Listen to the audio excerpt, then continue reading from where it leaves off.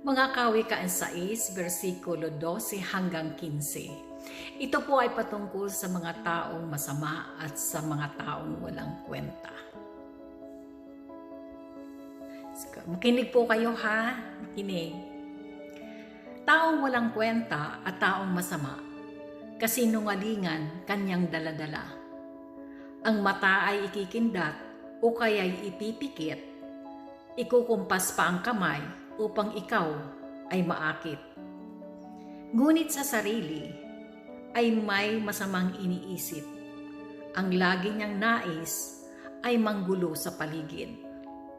Dahil dito, kapahamakan niya ay biglang darating. Sa sugat na tatamuhi, hindi nga siya gagaling. So pagka po kayo ay naka-encounter ng ganitong klaseng tao, ay siguro medyo umiwas-iwas na lang tayo kasi alam natin na yung mga ganitong uri ng tao o ganitong uring pag-uugali ay talaga namang walang mabuting maidudulot sa kapwa.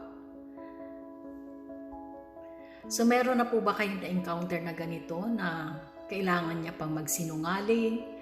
Nagsinungaling na nga siya tapos pipikit-pikit pang mata, ganyan, di ba? Yung karaniwan meron tayong ganito na may kausap tayo, may kausap ka na isang tao, tapos makikita mo, may kasama siya na habang kausap mo siya, may kasama siya na makikita mo sa gesture ng kanyang mga mata, yung gaganong-ganon, pipikit-pikit ng ganoon.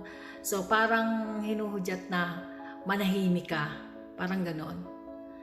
At pagkatapos, minsan sasamahan pa ng kumpas ng kamay. Let's say ganyan. Diba? So, ang mga ditong uli ng tao ay medyo mag-alangan kayong makisama.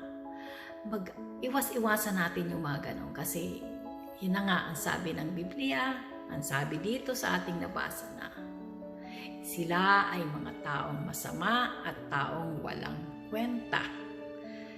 So, yan po. Maraming salamat sa inyo muli. Sana kayo ay may nakuha na naman.